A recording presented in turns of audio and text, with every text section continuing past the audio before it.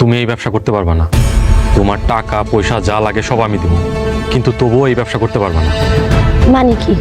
আপনি আমার ব্যবসা বন্ধ করার কে? তোমরা তো জামালের ক্ষতি করার লেগে উঠে পড়ে লাগছো। তোমরা তো অনেক বড় নিমো খারাপ। স্বাগতম বদসুরত নাটকের ৩৬তম পর্বের আপডেটে। ইতিমধ্যেই ৩৫তম পর্ব আপলোড হয়ে গেছে। যারা এখনও ৩৫তম পর্বটি দেখেননি তারা অবশ্যই ইউটিউবে গিয়ে সার্চ করবেন ঈগল ইসলামিক নাটক।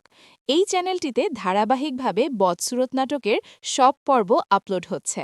আর ৩৬তম পর্ব কবে আপলোড হবে সেই গুরুত্বপূর্ণ আপডেট এই ভিডিওর শেষেই জানানো হবে, তাই ভিডিওর সাথে শেষ পর্যন্ত থাকুন।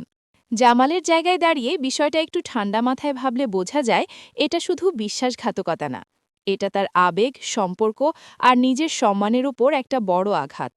সে রাজিয়াকে নিজের বোনের মতো বিশ্বাস করেছিল, আর সেই জায়গা থেকেই আঘাতটা আরও গভীর হয়েছে।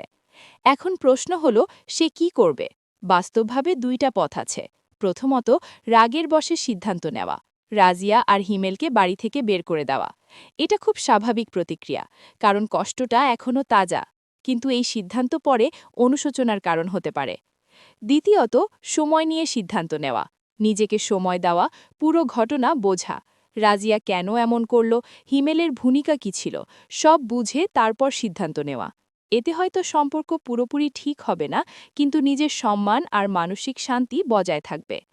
আমি যদি জামালের জায়গায় থাকতাম তাহলে প্রথমে কিছুটা দূরত্ব তৈরি করতাম, সরাসরি বের না করে দিয়ে কিছুদিন আলাদা থাকতে বলতাম।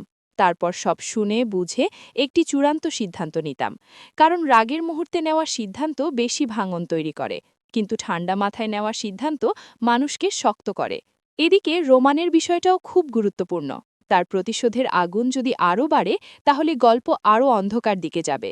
সে যদি বের হয় তাহলে জামালের জন্য বড় বিপদ অপেক্ষা করছে, এটা প্রায় নিশ্চিত। অন্যদিকে মজনু মায়ার বাজারে কাজ করার ছবি তুলে বদরুলের কাছে পাঠিয়েছে। এতে করে বদরুল আর মায়ার মধ্যে ভুল বোঝাবুঝি আরও বেড়ে গেছে। এদিকে মায়ার সংসার ভেঙে যাওয়ার মতো পরিস্থিতি তৈরি হয়েছে। অপরদিকে জামালির শাশুড়ি মানে মরিয়মের আম্মা কান্নাকাটি করে জামালের মন গলানোর চেষ্টা করছে। এটাও আরেক ধরনের চক্রান্ত। জামাল সারা জীবনই অনেকটা সরল ছিল, এবার মনে হচ্ছে সবকিছু ভেঙে পড়ার পথে। তবুও বদরুল চেষ্টা করছে কিভাবে তার ভাইয়ের সংসারটা টিকিয়ে রাখা যায়।